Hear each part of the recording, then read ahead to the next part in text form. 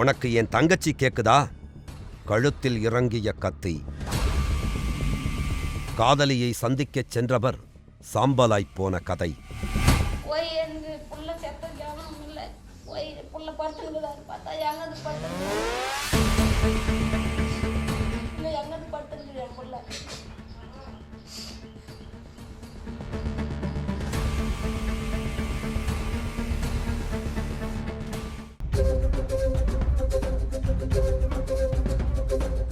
வாணியம்பாடியில் இருந்து சுமார் 6 கிலோமீட்டர் தொலைவில் இருக்கிறது இந்த ஜமான் கொல்லை கிராமம். இதே வழியில் இன்னும் கொஞ்சம் முன்னேறிச் சென்றால் ஆந்திர எல்லை கிராமங்கள் வந்துவிடும். எல்லை கிராமமான ஜமான் கொல்லையில் இப்படி ஒரு சம்பவம் நடந்ததே இல்லை என்கிறார்கள் ஊர் மக்கள். ஆம், ஊரின் பல இடங்களில் முரளியின் கண்ணீர் அஞ்சலி பேனர்கள்தான் வரவேற்கின்றன.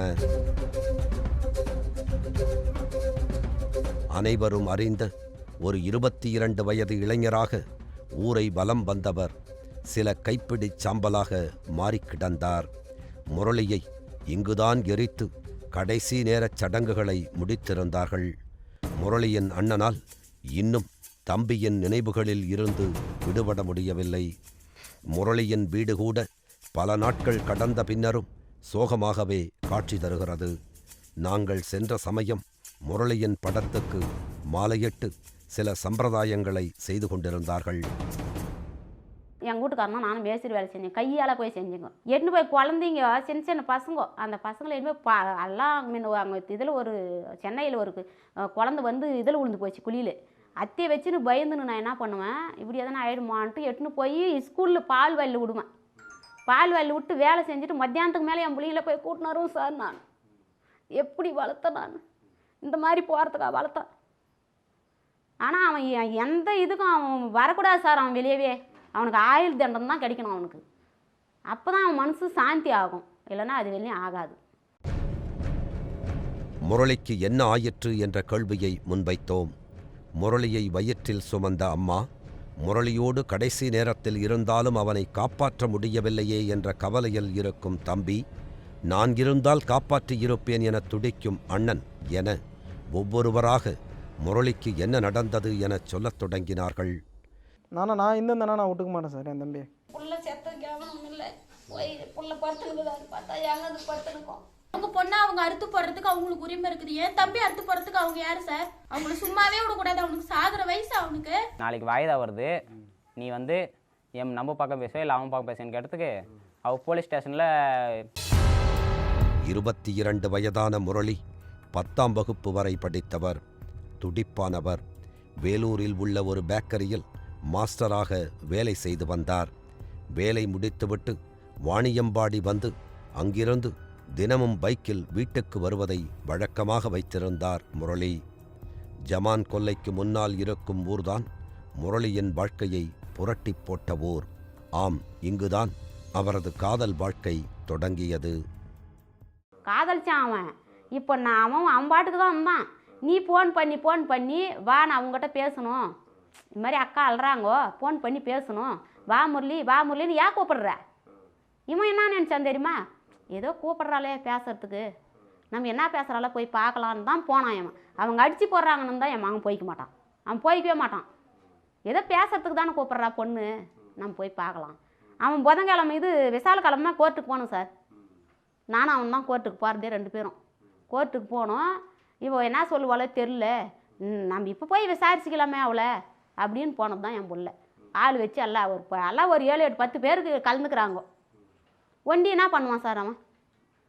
முரளி பைக்கில் போவதையும் வருவதையும் கவனித்த ஒருவர் அவரை காதலிக்கத் தொடங்கியிருக்கிறார்.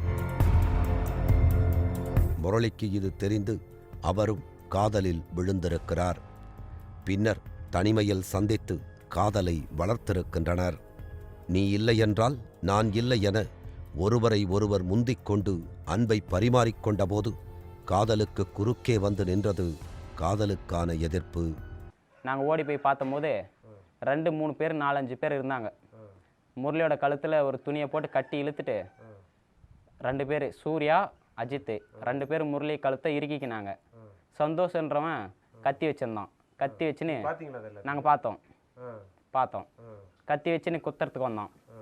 நாங்கள் கிட்ட முரளி நாங்கள் கத்தின்னு ஓடும் போது கிட்ட வந்தீங்கன்னா உங்களையும் குத்திடுவோண்டா ஓடிங்கன்னான்னு மிரட்டணும்.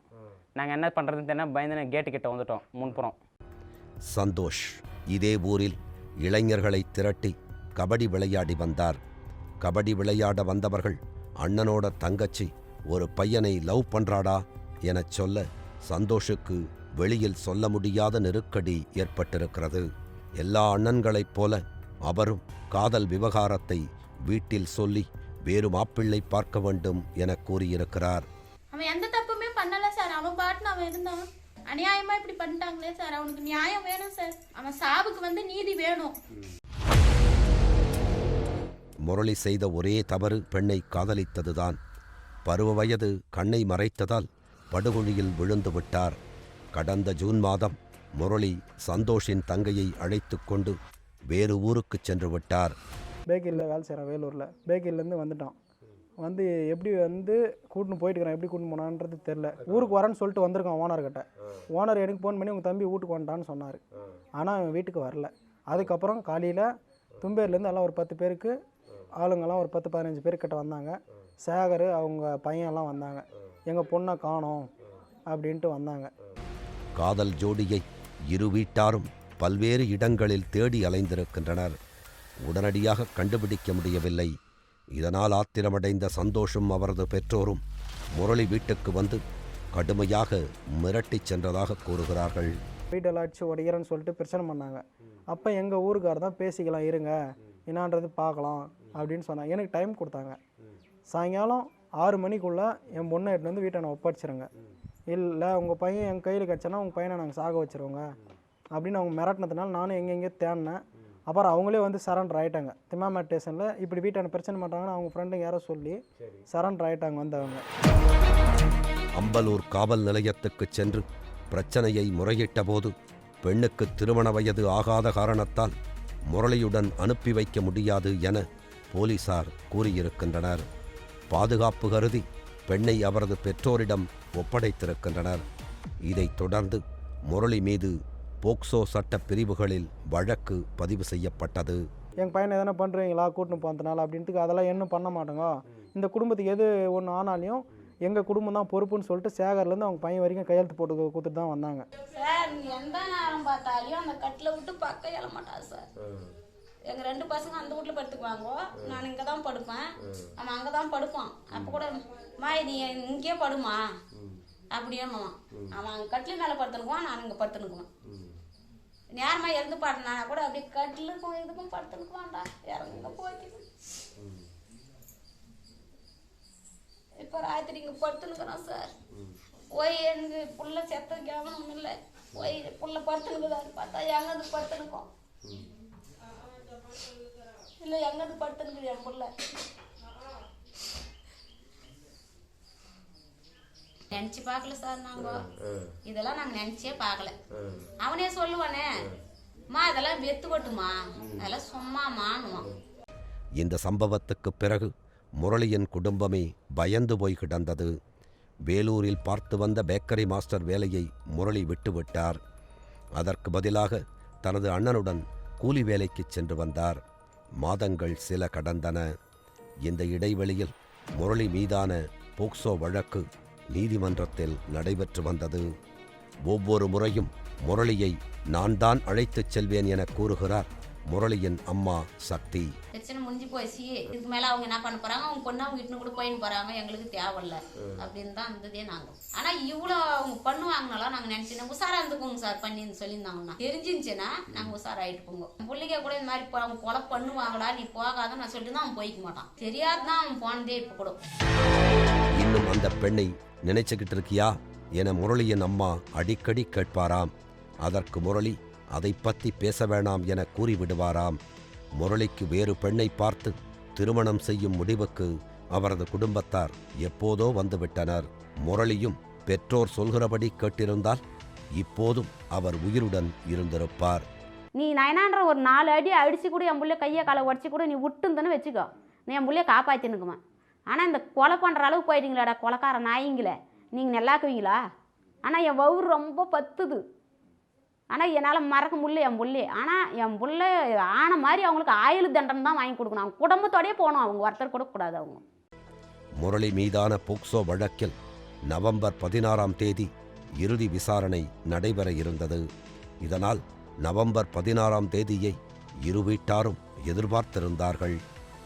குறிப்பாக முரளி வீட்டில் இந்த எதிர்பார்ப்பு அதிகம் இருந்தது. ஏனென்றால் முரளிக்கு போக்சோ வழக்கில் ஜெயில் தண்டனை கிடைக்குமா அல்லது விடுதலையா என்பது அன்றைக்கு தெரிந்துவிடும். அவர் விடுதலையாவதற்கு ஒரு வாய்ப்பு மட்டுமே இருந்தது. அது நீதிபதி முன்னிலையில் சந்தோஷின் தங்கை கூறப்போகும் வார்த்தைகள். இப்போ 16ஆம் தேதி பொண்ணு பையன் 2 பேருமே ஆஜராகும். அதனால் பொண்ணை வந்து ஏற்கனவே தீபாவளிக்கு ஒரு வாரத்துக்கு முன்னாடியே வர வச்சுருக்காங்க. சரி, இவன் வந்து பொண்ணு அந்த பக்கம் போயிருக்கான், போயிட்டு கூட்டோடுக்கு போயிட்டு வரும்போது பார்த்துருக்கான், எதுவும் தெரியல, கப்புன்னு ஆகிட்டான். எங்கேயோ கிழக்கு போய் வரும்போது எவனோ வரதான் சைக்கிளில் போயிருந்தவன் சொல்கிறானா, இவன் பேசியிருந்தாக்க, இருறா உன் தம்பியை என்னைக்கு இருந்தாலும் விட்றாங்களா பார்க்க, இருறா என்னைக்கு இருந்தாலும் உன் தம்பி கொலை தான்டான்னு சொல்கிறானா. அவன் யாருன்னே தெரியல சார் இவளுக்கும். அதே சமயம் முரளி ஜெயிலுக்கு சென்று விட்டால் பிரச்சனை சுமூகமாகிவிடும் என சந்தோஷ் தரப்பினர் நினைத்தார்கள். முரளி ஜெயிலில் இருந்து திரும்புவதற்குள் தங்கைக்கு திருமணம் செய்து வைத்துவிட வேண்டும் என அவர்கள் திட்டமிட்டிருந்தார்கள். அதனால் சந்தோஷின் தங்கை நீதிமன்றத்தில் என்ன சொல்லப் போகிறார் என்பதுதான் இரு வீட்டிலும் விவாதமாக மாறியிருந்தது. அந்த நள்ளிரவு நேரத்தில் மருத்துவமனையில் ஆளரவம் இல்லாத சமயத்தில் ஆம்புலன்ஸ் வேன் ஒன்று உள்ளே நுழைந்தது. ஆம்புலன்ஸில் இருந்த ஸ்ட்ரக்சரில் உயிரற்ற நிலையில் ஓர் உடல் மட்டும் இருந்தது.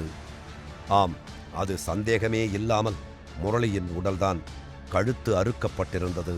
கழுத்தில் ஆழமான காயங்களும் இருந்தன. முரளியின் கனவுகள் அனைத்தும் முடிவுக்கு வந்துவிட்டன. நவம்பர் 16ஆம் தேதிக்கு பிறகு எல்லாம் மாறிவிடும் என்று முரளி கற்பனை செய்து வைத்திருந்தது இதுபோன்று அல்ல. தனது காதலி தனக்குச் சாதகமாக சாட்சி கூறுவாள் என அவர் நினைத்திருக்கலாம். நீதிமன்றம், வழக்கு, வாய்தா எதுவும் இருக்காது. எங்காவது கண்காணாத இடத்துக்குச் சென்று புதிய வாழ்க்கையை தொடங்கலாம் என்று கூட அவர் நினைத்திருக்கலாம். ஆனால் ஓரிரு மணி நேரத்துக்கு முன்னர் நடந்த சம்பவம் அதற்கு முடிவுரை எழுதிவிட்டது. நவம்பர் 15ஆம் தேதி இரவு சுமார் 8 மணி. ஜமான் கொல்லையில் இருந்த முரளியின் போனுக்கு தொடர்ச்சியாக அழைப்புகள் வந்த வண்ணம் இருந்தன. சந்தோஷின் தங்கை அழைப்பதாகவும் முரளிக்காக காத்திருப்பதாகவும் சொன்னது அந்த அழைப்பு. புதன்கிழமை சாயந்தரம் ஒரு 7:30 மணிக்கு நானும் முரளியும் தும்பேரி கூட்டரோடு பானிபூரி சாப்பிட்லான்னு போனோங்க. போகும்போது பூபாலன்ற ஒரு ஃப்ரெண்டு, எங்கள் அண்ணன் ஃப்ரெண்டு, அவரையும் கூட்டிகிட்டு போனோங்க. கூட்டிகிட்டு போகும்போது போகிற வழியில் ஃபோன் கால் ஒன்று வந்துச்சு. ஃபோன் கால் வந்தப்போ முரளி எடுத்து அட்டன் பண்ணி பேசணும். பேசி இப்படி நாளைக்கு வாய்தா இருக்கான், பொண்ணுங்கிட்ட பேசணுமாண்ணா, நீங்கள் கொஞ்சம் தும்பேரி ஹைஸ்கூலில் வாங்க அப்படின்னு சொன்னான். சரின்ட்டு நாங்கள் அங்கே போகும்போது பார்த்தோம். பிரவீன்குமார்ன்ற ஒரு பையன் பேசணும், அந்த ஊருக்கார பையன் தான். அந்த பொண்ணுக்கு தெரியுமா அப்படின்னு அவன் சொன்னான், அந்த பையன். சரின்ட்டு நாங்கள் அங்கே போய் பார்த்தம்போது அங்கே அந்த பொண்ணு இல்லை. அவங்க அண்ணன் சந்தோஷம் கூட ஒரு 2-3 பேர் இருந்தாங்க. சரி, அவங்க அண்ணன்லாம் இருக்கான், அவள் வரமாட்டா அப்படின்னு சொல்லிட்டு நேராக கூட்டரோடு போயிட்டு சாப்பிட்டு பெட்ரோலுக்கு நாங்கள் போன வண்டிக்கு பெட்ரோல் போட்டுன்னு மறுபடியும் ஜமான் கொல்லி வந்துட்டுங்க. ஜமான் கொல்லி வரும்போது மறுபடியும் ஃபோன் கால் வந்துச்சு. அதே பையன் தான் பண்ணான், பிரவீன்குமார்ன்ற பையன் தான் பண்ணான். அந்த பையன் பண்ணி இப்படி அந்த அக்கா நேற்றே வந்து 1 மணி நேரம் பார்த்துச்சு, நீங்கள் வரல, இன்றைக்கி வாங்கினா அழுந்துட்டு இருக்குது அந்த அக்கா. அதுக்கு முந்தைய நாள் கூட கால் வந்துச்சு அவனுக்கு. அது அவங்க யார்கிட்டையும் அவன் சொல்லலை, முரளி சொல்லலை. அவன் என்னவே கூட்டரோடு போகலாம் தான் கூட்டின்னு போனால், போகும்போதே எனக்கு விஷயம் சொன்னோம். மறுபடியும் நாங்கள் போனோம், நான் தான் ஓட்டின்னு போனேன். பின்னாடி வந்து பூபாலம், அதுக்கு பின்னாடி முரளி உட்காந்துருந்தான். வண்டி ஒரு 1/2 மணிக்கு வச்சுட்டு போனோம். இது என்னவோ டவுட்டாக இருக்குது, வேணாம் நான் போவேணாம் அப்படின்னு சொல்லியிருக்கான். இருந்தாலும் இவன் அழுந்து ரொம்ப நாள். இப்போ இந்த கேஸ் நடந்ததுலேருந்து அவன் அந்த பொண்ணு கூட பேசுறதே கிடையாது. அவங்களும் பொண்ணை எடுத்துன்னு போயிட்டு எங்கே பெங்களூரில் வச்சுட்டு இருந்தாங்க. இந்த கேஸ் நடக்குதுன்னு தெரிஞ்சு தான் அவங்க பெங்களூரில் கம்பெனிலேருந்து பொண்ணை கூட்டின்னு வந்தாங்க வீட்டுக்கு. அதனால் சரின்னு சொல்லிட்டு அவன் அந்த இதில் இருந்தான். அப்புறம் சரி வர சொல்கிறாங்களே, நாளைக்கு எதனா சொல்லணுமோ என்னவன்றதுனால சொல்லியிருக்குன்னு சொல்லிட்டு அவனும் போனான். அண்ணனை நான் தான் அழைத்துச் சென்றேன் என்கிறார் முரளியின் தம்பி. ஆனால் குறிப்பிட்ட இடம் வரையே நாங்கள் அழைத்துச் சென்றோம் என்றும் அதன் பிறகு முரளி மட்டுமே சென்றான் என்கிறார் விஜி. சற்று நேரத்திற்கெல்லாம் தன்னை சிலர் சுத்து போட்டு விட்டார்கள் என முரளி பதற்றத்துடன் கூறியிருக்கிறார். மெயின் கேட்டானே எங்கள் 2 பேரையும் நிற்க வச்சுட்டான் அந்த பையன். அந்த அக்கா கூட பேசிட்டோம் அப்படின்னு இன்னொரு பையன், தீபக்ன்ற பையன் வந்து முரளியை கூட்டின்னு போனான். அப்புறம் ஒரு சவுண்டு ஒன்று கேட்டுச்சு. கொஞ்ச நேரம் இருந்தோம். எனக்கு என்னடா இவன் போனோம், இன்னும் ஆளே வரலன்ட்டு அவனே கால் பண்ணான். முரளி கால் பண்ணி இப்படி எங்களை சுத்து போட்டான்டா என்ன, வாங்கடா ஓடி வாங்கடா ஓடி வாங்கடான்னு சொன்னான். அண்ணனுக்கு ஏதோ நடக்கப் போகிறது என்று விஜய்க்கு அப்போதே புரிந்துவிட்டது. அண்ணனை விட்ட இடத்திற்கு விஜயும் பூபாலனும் சென்று பார்த்தபோது மேலும் பலர் அங்கே நின்றிருந்தார்கள். அவர்கள் அனைவரும் முரளியை நெருங்க விடாமல் பார்த்து கொண்டார்கள். நாங்கள் ஓடி போய் பார்த்தபோது 2-3 பேர் 4-5 பேர் இருந்தாங்க. முரளியோட கழுத்தில் ஒரு துணியை போட்டு கட்டி இழுத்துட்டு 2 பேர் சூர்யா அஜித்து 2 பேர் முரளி கழுத்தை இறுக்கிக்கினாங்க. சந்தோஷன்றவன் கத்தி வச்சிருந்தான். கத்தி வச்சுன்னு நாங்கள் பார்த்தோம் கத்தி வச்சுன்னு குத்துறதுக்கு வந்தோம். நாங்கள் கிட்ட டே முரளி நாங்கள் கத்தின்னு ஓடும் போது கிட்ட வந்தீங்கன்னா உங்களையும் குத்திடுவோம்டா ஓடிங்கடான்னு மிரட்டணும். நாங்கள் என்ன பண்ணுறதுன்னு தெரியல, பயந்து கேட்டு கிட்ட வந்துட்டோம். முன்புறம் முரளியை சுற்றி நின்றவர்களின் கண்களில் தெரிந்த வெறியை விஜயால் எதிர்கொள்ள முடியவில்லை. நெருங்கினால் தன்னையோ அல்லது முரளியையோ குத்தி விடுவார்கள் என்று நினைத்தார்.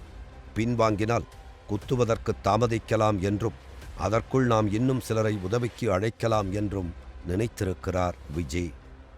நாங்கள் அண்ணனுக்கு கால் பண்ணோம், இப்படி பண்ணுறாங்க வான்னு சொல்லி கால் பண்ணிட்டோம்.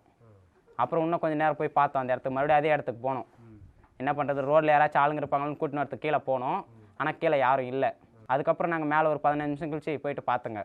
அங்கே எங்கள் அண்ணனும் இல்லை, பக்கத்தில் இருந்த அவனுங்க சுற்று போட்டவங்க யாருமே இல்லைங்க. கீழே ரத்தம் மட்டும் அந்த பில்லில் கொஞ்சம் செதறி கிடந்துச்சு. எங்களுக்கு உடனே பயம் எடுத்துக்கிச்சு. அன்றைக்கி நைட்டு வந்து எனக்கு விஜய் ஃபோன் பண்ணான். ஒரு 8:30 மணி 9 மணிக்கு மேலே ஃபோன் பண்ணி 8:30 மணிக்கு மேலே, அண்ணா இப்படி வந்தான், சீக்கிரம் ஓடியா, என்னவோ பண்ணுறாங்க, சந்தோஷம்லாம் இருந்தாங்க, எங்களை மிரட்டினாங்க, நீ ஓடியா டக்குன்னு அப்படின்றதுனால நான் இங்கே ஒரு வீட்டில் ஒரு வீட்டுக்கு பக்கத்தில் இருக்கிற அண்ணனை கூட்டின்னு போனேன். மூத்த அண்ணன் முருகன் வருவதற்குள் காட்சிகள் எல்லாம் மாறிவிட்டன.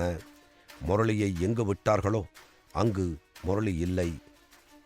முரளி கடத்தப்பட்டிருக்கலாம் என நினைத்திருக்கிறார்கள். இதனால் அந்த இரவு நேரத்தில் முரளியை தேடி அங்கும் இங்கும் அலைந்திருக்கிறார்கள்.